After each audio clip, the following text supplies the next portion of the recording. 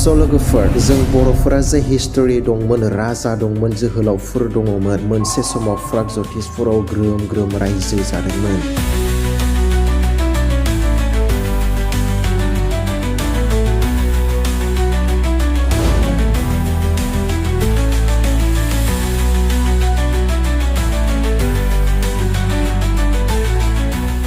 नाथाय दिनै जोंनाव बेफोरनि मोनसेबो फोरमान गैला।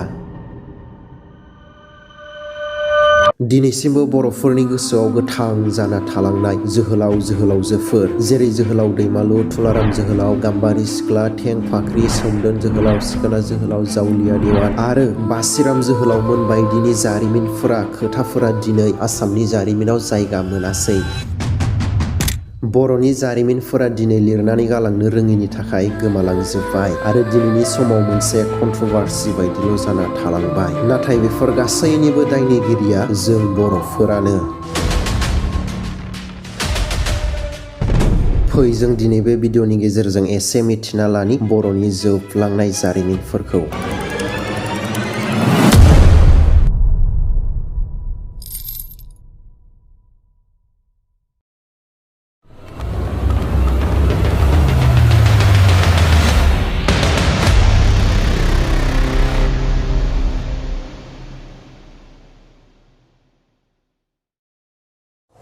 खुलुमबाय लोगोफोर, जों जाबाय बर'। जों गावखौनो जेब्लायबो बर' मुंजों सिनायथि होयो। नाथाय इण्डियाननि आरो आसामनि माखासे जारिमिनफोराव बर'फोरखौ गुबुन गुबुन जुगफोराव गुबुन गुबुन मुंजों सिनायथि मोनबोनायखौ जों नुयो। जेरै रामायण महाभारतआव किरात, म्लेच, पुराण तन्त्रआव असुर, दानव आरो माब्लाबा बराहि बायदि मुंजों सिनायथिदों। बेनि उनाव एराउन्ड 10th सेन्चुरिसो समनिफ्राय कसारि मुंजों मिथियो आरो 18th सेन्चुरि 19th सेन्चुरिसो समनिफ्राय ब्रिटिशफोर बड' मुंजों गाबज्रि जायो आरो माखासे राइटार्सफोरजों लिरजायो। थिग बिदिनो आथिखालावबो इण्डियान गभार्नमेन्टजों बड' मुङानो एक्सेप्ट खालामजायो आरो दायो बड' लेंगुवेजआ इण्डियान कनस्टिटिउसननि 8th शेड्युलाव सोसनजानाय 22था रावफोरनि गेजेराव मोनसे अफिसियेल लेंगुवेज आरो बर'फोर थानाय एरिया BTCआ इण्डियान कनस्टिटिउसननि 6th शेड्युलजों गनायजानाय एरिया।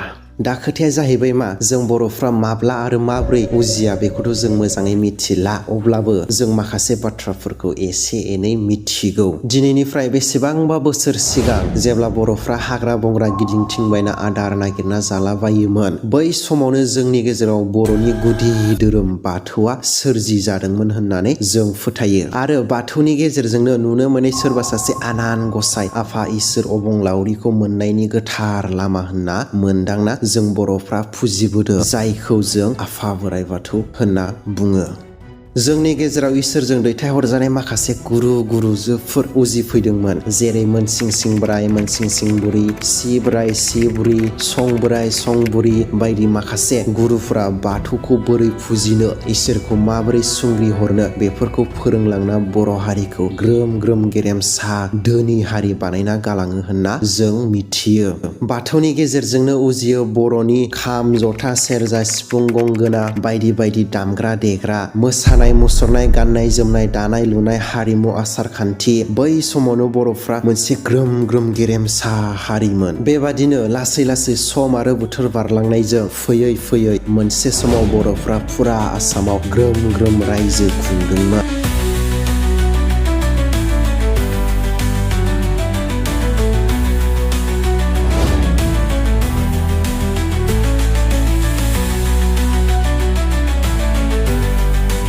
बे समाव आसामखौ प्रागज्यतिसपुर आरो कामरुप होनना मिथियोमोन। बर'फोराबो राजा दंमोन, रायजो दंमोन, गोबां गोहोगोरा दावहारु बिर जोहोलावफोर दङमोन। गुबुन गुबुन राजाफोरजों दावहा नांदोंमोन। गासै प्रागज्यतिसपुरावनो किरात एबा बर'फोरा राज खालामोमोन। नाथाय बे हारिया लासै लासै सासे राजानि उनाव सासे राजानि उनाव सासे जाबोयै सम बोथोर गोरोबलायैयाव माब्लाबा बिदा फंबाय नांज्लायनाय, माब्लाबा रायजो बोखावनाय, माब्लाबा सोरजोंबा जेननाय, माब्लाबा धोरोम सोलायनाय बायदि बायदि गोबां जाहोनफोरनि थाखाय बर'फ्रा गुबुन गुबुन मुंनि हारि हारिसा धोरोमफोर जोनोम जादोंमोन जानांगौ, जेराव रायज्लायनाय थानाय धोरोम फुजिनायफोरा सोलाय सोल' जाना दिनैसिमबो माखासे हारिफोरा दं आरो माखासे हारिफोरा थैहां बर'हां जानानै दं।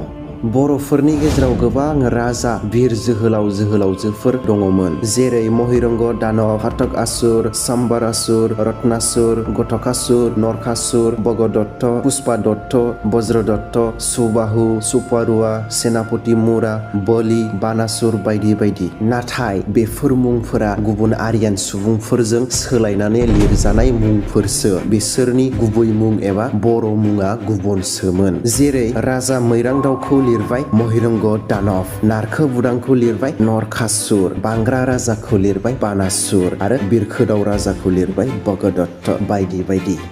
लोगोफोर, नाथाय बेफोर बोरै जाखो आरो मानो नोंथांमोना मिथिगौना? बै समाव जेब्ला प्रागज्यतिषपुराव बर'फ्रा ग्रोम ग्रोम रायजो जादोंमोनब्लाबो सिगांनि मानसिफ्रा गावसोरनि जानाय थानायफोरखौ मोजाङै जेबो रेकर्ड एबा लिरनानै गालांनो रोङामोन। जाखिनि एसे एनै लिरनानै दोननाय दंमोन बेफोरबो माखासे समफ्राव दावराव दावसि जानायाव रायजो सेख'लायनायफोराव गुबुनफोरजों सावजायो, दैमाफ्राव गारहरजायो आरो सम सम माखासे मिथिंगायारि जाहोनफोर जेरै दैबाना, बारहुंखा बायदि बायदि जाहोनफोरनि थाखाय जोंनि जारिमिना दिनै खोमसि जाना थानांबाय।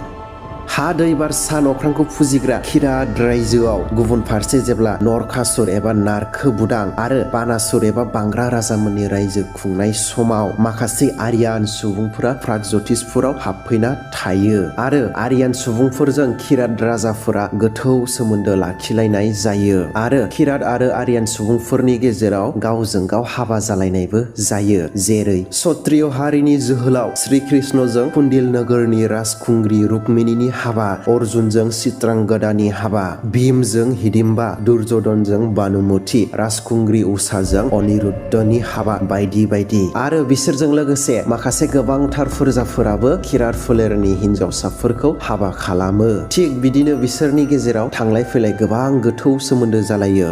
गुबुन फारसे बर'फ्रा एबा किरातफोरा बै समनिफ्रायनो मिथिंगाजों गोरोबनानै थाग्रा, मिथिंगानिफ्रायनो नांगौ जानाय मुवाफोरखौ बुथुमनानै लाग्रा मोनसे हारि। जों बर'फ्रा बै समनिफ्रायनो हाग्रानि एम्बु साम' खांख्राइ ना, हाग्रानि मै अमा नागिरना जायोमोन, हाग्रानिफ्रायनो मैगं थाइगं नागिरना जाग्राखामोन।